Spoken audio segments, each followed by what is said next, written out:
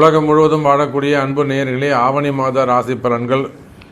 இந்த ஆவணி மாதம் எல்லோருக்கும் சிறப்பான முறையில் இருக்க போகுது. முதல்ல ஒரு விஷயத்தை நான் பதிவு பண்ணுறேன். உலகம் முழுவதும் வாழக்கூடிய என் அன்பு பக்தர்கள், நிறைய அன்பர்கள் என்ன சொல்கிறாங்கன்னா, சாமி நீங்கள் ஒவ்வொரு மாதமும் ராசி பலன் சொல்லும்போது ஒவ்வொரு ராசிக்கும் பெட்டராக இருக்குது, சிறப்பாக இருக்குது, சூப்பராக இருக்கும் அப்படின்லாம் சொல்கிறீங்க. பட் அது எனக்கு நடக்க மாட்டேங்குது அப்படின்னு நிறைய அன்பர்கள் வருத்தப்படுகிறாங்க. அப்படின்னா ஒரு அறியாமையில் அது கேட்குறாங்க. பொதுவாகவே இந்த ராசி பலன்களாகப்பட்டது பொதுவான ஜென்ரல் ப்ரெடிக்ஷன்ஸ் தான். இது தமிழ்நாட்டில் இப்படி இருக்கும்னு நம்ம சொல்லலாம். அது தமிழ்நாட்டில் யாருக்கு எப்படி இருக்கும் அப்படிங்கிறது அவங்க பர்சனல் பர்த் சார்ட், அவங்களுடைய தலையெழுத்து அதுதான் தீர்மானிக்கும். அவங்க பிறப்பு ஜாதகம் தான் தீர்மானிக்கும். முடிஞ்ச வரையிலும் எல்லாரையும் ஒரு கவர் பண்ணி மேக்ஸிமம் அவங்களுக்கு செலவு இல்லாத வகையில் ரொம்ப எளிமையாக ஃப்ரீயாக எதெல்லாம் நான் ஃப்ரீயாக சொல்ல முடியுமோ அந்த அட்வைஸ் எல்லாம் நம்ம அதை கொடுத்துறோம். ஜாக்கிரதையாக இருங்க, இது செய்யாதீங்க, இது செய்யுங்க அப்படின்னு நம்ம சொல்லிடுறோம். ஸோ இதையும் மீறி உங்களுக்கு சந்தேகங்கள் இருக்கும்படியானால் உங்கள் பிறப்பு ஜாதகம் தான் பேசும். அப்படி இந்த ஆவணி மாதத்தை நாம் பார்க்கின்ற பொழுது ஆவணி மாதத்தில் 2 அற்புதங்கள் நிகழ்து. ஒன்று, சூரிய பகவான் நீண்ட நாட்களுக்கு பிறகு தன்னுடைய சொந்த வீடான சிம்மத்தில் ஆட்சி பலம் பெறுகிறார். இந்த சூரியன் ஆட்சி பலம் பெறுகின்ற காரணத்தினாலே அரசியலில் ஈடுபட்டிருக்கக்கூடியவர்கள், அரசியல் தலைவர்கள், அரசாங்கம், கவர்மெண்ட்டில் ஒர்க் பண்ணக்கூடியவங்க, கவர்மெண்ட் ஜாப் செய்யக்கூடியவர்கள், அரசு அதிகாரிகள், அரசு நிர்வாகம், அரசாங்கம், இதெல்லாம் கவர்மெண்ட்டுக்கெல்லாம் கூட ஒரு நல்ல காலம், நல்ல நேரம்னு சொல்லலாம். நல்ல நேம் கிடைக்கக்கூடிய மாதமாக, ஒரு பேர் புகழ் விளங்கக்கூடிய மாதமாகவும் இந்த ஆவணி மாதம் 12 ராசி அன்பர்களுக்கும் அமைகிறது. உங்களுக்குன்னு இல்லை, 12 ராசிக்குமே சூரியன் ஆட்சி பலம் பெறுகிறார். அப்போ சூரியனை நோக்கித்தான், சூரியன்ட்டு ஒளியை பெற்றுத்தான் 9 மற்ற 8 கிரகங்களும் ஒளியை பெறுகின்றன. வாங்கி தான் உங்களுக்கு கொடுக்குறாங்க. அப்போ 9 கிரகங்கள் மட்டுமல்லாது 1008 அண்டங்களுக்கும் வெளிச்சத்தை கொடுக்கக்கூடியவன் சூரியன். அந்த சூரியன் தன்னுடைய சொந்த வீட்டில் ஆட்சி பலம் பெறுகிறான். அது ஒரு தனி சிறப்பு. அதே போல சுக்கிர பகவான் தனக்கு 5வது வீடாக இருக்கக்கூடிய பஞ்சமஸ்தானத்தில் கன்னி ராசியிலே அமைகிறார். அது ஒரு தனி சிறப்பு.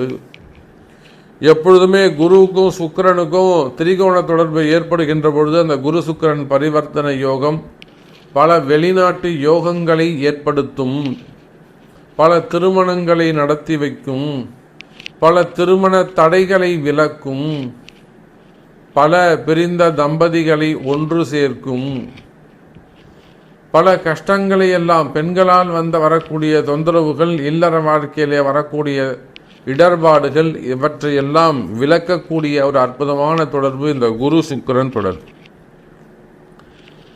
அப்போ ரிஷபராசிக்கு 5வது வீடு எது அப்படின்னு பார்த்தீங்கன்னாக்கா கன்னி ராசி.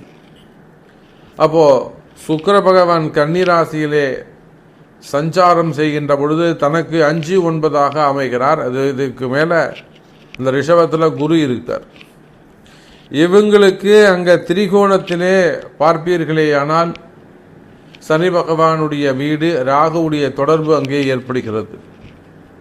அப்போ சனி, குரு, சுக்கிரன், ராகு இவங்கெல்லாம் இந்த ஆவணி மாதத்தில் நல்லா பலம் பெற்ற கிரகங்களாக, பவர் உடைய ஒரு பிளானட்ஸாக விளங்குகிறார்கள். இப்போ இந்த 5 கோள்களை அடிப்படையாக கொண்டு தான் நம்ம இந்த ஆவணி மாத ராசி பலன்களை பார்க்க போகிறோம். குறிப்பாக ஆன்மீகத்தில் ஈடுபட்டிருக்கக்கூடியவர்கள், ஆலய மடாதிபதிகளாக விளங்கக்கூடியவர்கள், அதே போல ஆதீன கர்த்தாக்கள், இவங்க எல்லாருக்குமே கூட இருக்கக்கூடிய ஒரு சில சங்கடங்கள் விலகும். அதே போல ஆன்மீகத்தில் ஈடுபட்டிருக்கக்கூடியவர்கள், மடாதிபதிகள் இருக்கக்கூடிய நோய் நொடிகள் விலகும்.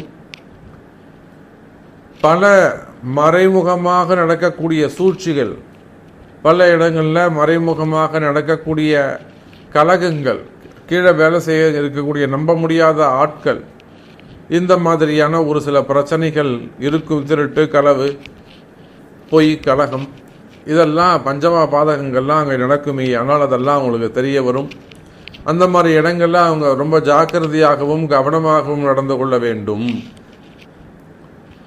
அதே போல இந்த குரு சுக்கிரன் யோகம் 12 ராசி அன்பர்களுக்கும் மிகப்பெரிய ஒரு பண யோகத்தை, தன யோகத்தை வாரி வழங்குகிறது.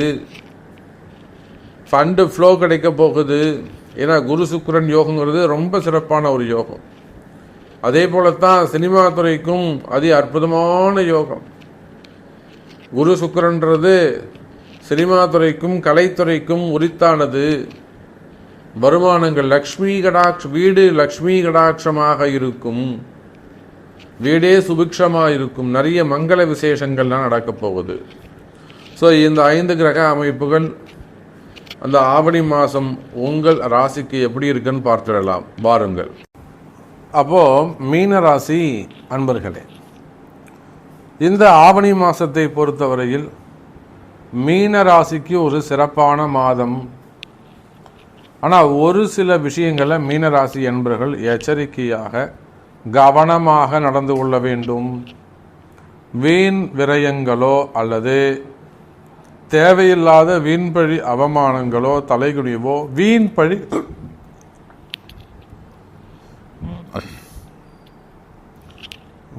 பழிகள் ஏற்படக்கூடிய காலம். ஏன்னா சனி ராகுடைய சாரத்தில் உத்திரட்டாதி நட்சத்திரத்தில் டிராவல் பண்ணுறார். இப்போ மீனராசிக்கு என்ன ஆகும்? உடல் சோர்வு ஏற்படலாம், உடல் நலக்குறைவு ஏற்படலாம், திடீர்னு ஒரு ஹாஸ்பிட்டலைஸ் ஆகக்கூடிய சூழ்நிலைகள் ஏற்படலாம், மருத்துவ செலவுகள் ஏற்படலாம். இதெல்லாம் செஞ்சால் நல்லது, செய்யுங்க, தப்பு கிடையாது, பயப்படாதீங்க, ஒன்றும் பயப்படாதீங்க, செலவு பண்ணுங்க, பார்த்துக்கலாம். ஆனால் அதெல்லாம் சூட்சமங்கள் இருக்குது, செய்யுங்க, செலவு பண்ணுங்க, பார்த்துக்கலான்றதால நீங்கள் அப்படியே விட்டீங்கன்னா நல்லதில்லை. இதை தடுக்கணும். அந்த வீண் விரயங்களை தடுக்க வேண்டும். அது எப்படி சாமி தடுக்கிறது? வீண் விரயத்தை போய் நம்ம எப்படி தடுக்க முடியும்? திடீர்னு காலம்பா தூங்கி ஏழுந்தோறும் ஒரு ஃபோன் வருது, இல்லை திடீர்னு ஒரு மயக்கம் வருது, ஆஸ்பத்திரி போய் தான் ஆகணும். அதுக்கு என்ன காரணம்? ராகு காரணம். அப்போ திடீர் பிரச்சனைகள் ஏற்படுகிறதா? நல்லபடியாக போயிட்டே இருக்கும், ஸ்மூத்தாக இருக்கும், திடீர்னு அன்றைக்கி ஒரு பிரச்சனை வரும். அதை ஃபேஸ் பண்ணுவீங்க, திரும்பவும் மறுநாள் 2 நாள் கழித்து திரும்ப இன்னொரு பிரச்சனை எழுதிருக்கும். நிறைய மீன ராசி என்பர்களுக்கு வம்பு வழக்கு, court case, police case, enquiry, இதெல்லாம் நமக்கு தெரிஞ்ச எத்தனையோ அரசியல் தலைவர்கள் என்கொயரி கேஸில் போய் மாட்டிக்கிட்டு இருக்காங்க, சட்ட சிக்கலில் இருக்காங்க. இப்போ அவங்க எல்லாருக்குமே கூட சட்ட சிக்கலில் நம்ம முன்கூட்டியே பதிவு செய்த விஷயம்தான் இது. அந்த மாதிரியான வம்பு வழக்குகள், சட்ட சிக்கல்கள், என்கொயரிகள் இருக்குமே. ஆனால் கவலை வேண்டாம் மீன ராசி அன்பர்களே, நீங்கள் யாராக இருந்தாலும் சரிதான். அரசியல் தலைவர்களாக இருக்கலாம், அரசியல் குடும்பமாக இருக்கலாம், இல்லை செல்வந்தர்களாக இருக்கலாம், சாதாரண ஒரு ஏழையாக இருக்கலாம், அல்லது ஒரு தொழில் சார்ந்த குடும்பமாக இருக்கலாம், பிஸ்னஸ் மேனாக இருக்கலாம். அப்போ அந்த மாதிரி வம்பு வழக்கு, கோர்ட்டு கேஸு பிரச்சனைகள் இருக்குமே. ஆனால் அதெல்லாம் ஜெயிக்கக்கூடிய மாதமாக இந்த மாதம் அமைகிறது. அதே போல தான் சொத்து சம்பந்தப்பட்ட பிரச்சனை, இடப்பிரச்சனைகள், மெயினாக சொத்து சம்பந்தப்பட்ட பிரச்சனைகள், வம்பு வழக்குகள், அண்ணன் தம்பிங்க பிரச்சனை, உடன் பிறந்தவர்கள் பிரச்சனை, அக்கா தங்கைகள் பிரச்சனை, சித்தப்பா பெரியப்பா, மாமனார் மாமியார், குழந்தையார், நாத்தனார், இதெல்லாம் வாங்கிட்டு ஏமாத்துறாங்க சாமி. அவங்களுக்கே தெரியும் எங்கள்கிட்ட ஒன்றும் இல்லைன்னு, ஆனால் வேணும்னே எங்களை ஏமாத்துறாங்க. அல்லது நீங்கள் போய் இந்த மீனராசி என்பர்கள் சும்மா இல்லாமல் எங்கேயாவது பணத்தை கொடுத்துட்டு நான் உதவி பண்ணுறேன் அப்படின்னு சொல்லி நீங்கள் எங்கேயாவது பணத்தை கொடுத்து ஏமாந்துருக்கீங்களா? வர வேண்டிய பணங்காசுகள் இருக்க, எனக்கு 4 லட்சம் வரணும், எனக்கு 40 லட்சம் வரணும், எனக்கு 4 கோடி வரணும், எனக்கு 40 கோடி ரூபாய் வர வேண்டியது இருக்குது. அப்போ அந்த மாதிரி உங்களுக்கு வர வேண்டிய பணங்காசுகள் இருக்குமே. ஆனால் அந்த வராத பணங்காசுகள் கூட வருவதற்கு வாய்ப்புகள் உண்டு, வாங்க முடியும், கவலைப்படாதீங்க, எல்லாம் வாங்கிடலாம், வழி இருக்குது. ஒன்று சட்ட ரீதியாக உங்கள் ஜாதகம் தான் அதை முடிவு பண்ணணும். சட்ட ரீதியாக போகணுமா, யுத்தம் பண்ணணுமா, இல்லை ஆலய வழிபாடுகளே போதுமானதா? அப்போது வர வேண்டிய பணங்காசுகள் இருக்குமே. ஆனால் உங்கள் பணங்காசுகள் வந்து சேரும். அதே போல் மீனராசி என்பர்களே, வேலை வாய்ப்பு உத்தியோகம் சம்பந்தப்பட்ட இடத்தில் அதிக கவனம் தேவை. நீங்கள் எந்த வேலை செய்பவராக இருந்தாலும் சரிதான், அது கவர்மெண்ட் ஜாபாக இருந்தாலும் அல்லது பிரைவேட் ஜாபாக இருந்தாலும், உள்நாடு வெளிநாட்டில் வேலை செய்பவராக இருந்தாலும், வேலை செய்கிற இடத்துல மிகுந்த அக்கறையோடு கவனத்தோடு எச்சரிக்கையோடு நடந்து கொள்ள வேண்டும். வேலையில் பிரச்சனை இருக்கும். உங்களுக்கு கீழே இருக்கிறவங்க ரொம்ப ரொம்ப சிம்பிளாக அவங்க ஹேண்டில் பண்ணுவாங்க. உங்கள் எதிரி உங்களுக்கு சமமானவராக இருக்க மாட்டார். ரொம்ப உங்களை விட பல மடங்கு கீழே இருக்கக்கூடியவங்க தான் உங்களுக்கு எதிரியாக வந்து நிற்பாங்க. அல்லது மறைமுகமாக உங்கள் முன்னாடி நல்லா பேசி கனி போலவே உங்கள் முன்னாடி பேசிட்டு பின்னாடி போயிட்டு உங்களுக்கான மறைமுகமான ஒரு துரோகத்தை செஞ்சுட்டு போயிடுவாங்க. அப்போ வேலை செய்கிற இடங்களில் பிரச்சனைகள் பெண்களால் வரக்கூடியது, ஆண்களால் வரக்கூடியது, அல்லது வேலை செய்கிற இடத்துல வீண் பழிகள், அபாண்டமான பழிகள், செய்யாத குற்றங்களுக்கான தண்டனை, சஸ்பெண்ட் ஆகுது, துறை ரீதியான நடவடிக்கைகள், டிபார்ட்மெண்ட் வைஸ் நடக்கக்கூடிய என்கொயரிகள், அதே போல் பதவி போட்டிகள், பதவி போட்டியால் வரக்கூடிய என்கொயரிகள் இருக்குமே. ஆனால் நிச்சயமாக மீன ராசி என்பர்களே, அந்த பதவி போட்டிகள் எல்லாம், அந்த மாதிரி வம்பு வழக்குகள் எல்லாம் வெற்றி பெற முடியும். கவலை வேண்டாம் மீன ராசி என்பர்கள். அப்போ அந்த மாதிரி வம்பு வழக்கு எதிரியை எப்படி சாமி நம்ம ஃபேஸ் பண்ணுறது? அதே போல் மனசில் இருக்கக்கூடிய பயம், நான் தான் சொன்னேன், ஆரோக்கியத்தில் ஒரு சில பிரச்சனைகள் வரும், வந்தால் ஆஸ்பத்திரி செலவு பண்ணுங்கன்னு சொன்னேன். மனசில் ஒரு விதமான பயம் இருந்து கொண்டே இருக்கும். தேவையில்லாமல் மனசு பயப்படும். அந்த மாதிரி மனசு பயப்படுமே ஆனால், மனசில் ஏதேனும் பயங்கள் இருக்குமே ஆனால், அந்த பயங்கள் கூட குறைவதற்கு வாய்ப்புகள் உண்டு. ஒரு சில விஷயங்கள்லாம் நீங்கள் அலட்சியமாக இருக்கக்கூடாது. அதெல்லாம் என்ன நான் பார்த்துக்கலாம், இதெல்லாம் ஒன்றுமே இல்லை அப்படின்னு நீங்கள் அலட்சியமாக இருக்கக்கூடாது. குறிப்பாக அந்த உத்திரட்டாதி நட்சத்திர அன்பர்கள். இந்த ரேவதி கூட சொன்னால் கேட்டுடும், பூரட்டாதி சொன்னால் அடங்கிடும்.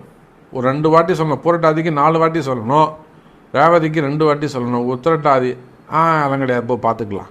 அலட்சியம். அங்கே போய் வாங்கிட்டு வந்தால் கூட திருந்த மாட்டாங்க. அப்போல்லாம் ஒன்றும் வலிக்கலையே, சும்மா அப்படி லேசாக இருந்தது, அவ்வளோதான். அப்படி முன்கூடிய சொல்ல வேண்டும். அந்த அதிகாரத்தை விட்டு கொடுக்க மாட்டாங்க அந்த உத்திரட்டாதி, சனி உடைய நட்சத்திரம். அப்போ உடல்நிலை ஆரோக்கியம், மெயினாக எதிரிகளுடைய தொந்தரவு, மறைமுகமான பிரச்சனை, செய்வினை கோளாறுகள், அதெல்லாம் நீங்கள் கவனிக்கணும். ஒரு பெரிய குடும்பம், நீங்கள் சொன்னால் நம்ப மாட்டீங்க, ஒரு நல்ல ஒரு பெரிய குடும்பம், அற்புதமான குடும்பம், இத்தனைக்கும் அரசியலில் பெயர் போன குடும்பம், உயர்ந்த குடும்பம், ஆனாலுமே கூட ஒரு செய்வினை கோளாறு, குடும்பமே தலைகீழ 2ஆக பிரிஞ்சு போச்சு. அப்பாவும் பிள்ளையும் பிரிஞ்சுட்டான். அப்பா ஒரு பக்கம் பேசுகிறாரு, பையன் ஒரு பக்கம் பேசுகிறார். 2 பேரும் வெவ்வேறு வெளியில் சம்மந்தம் இல்லாத இடத்துக்கு 2 பேரும் வந்துட்டாங்க. அப்போ அதெல்லாம் கூட அன்னை வாராகியின் துணை கொண்டு அந்த குடும்பம் மீண்டும் ஒன்று சேர்ந்தது, நம்மகிட்ட வந்தாங்க. அப்போ மீன ராசி என்பவர்களே, பிரிந்த குடும்பங்கள் அல்லது செய்வினை கோளாறுகள் அது போன்ற பிரச்சனைகள் இருக்குமே ஆனால் அவையெல்லாமும் விலகுவதற்கு வாய்ப்புகள் உண்டு. தொழில் படுத்துருச்சு சாமி, தொழிலே நடக்கலை, தொழில் படுத்துருச்சு, தொழிலே நடக்கலை, வியாபாரமே இல்லை, வருமானமே இல்லை, அது மாதிரி ரொம்ப டல்லாக இருக்கா, கவலைப்படாதுங்க மீனராசி என்பவர்களே, வியாபாரம் சிறப்பாக இருக்கும். ஒரு சின்ன சின்ன பரிகாரங்கள், இடதோஷ நிவர்த்திகள், அப்போ வியாபாரம் சிறப்பானதாக இருக்கும், சரி பண்ண முடியும். அதே போல் உத்தியோகம், எனக்கு இப்போ தான் சாமி வேலை போச்சு, வேலை போயிடுது சாமி, ஆனால் கமிட்மெண்ட்டு எக்கச்சக்கமாக இருக்குது, குடும்பம் இருக்குது, காப்பாற்றி ஆகணும், எனக்கு உடனே வேலை வேண்டும், வேலை போயிடுத்தா நிச்சயமாக கவலைப்படாதீங்க மீனராசி என்பர்களே, வேலை கிடைக்கும். அதற்கான வழிமுறைகள் உள்ளன, வழிபாடுகள் உள்ளன. வேலை போயிடுச்சுன்னு கவலைப்படாதீங்க, உடனே வேலை வாங்கிறதுக்கான வழிமுறைகள் உள்ளன. உங்கள் பிறப்பு ஜாதகம் பேசும்.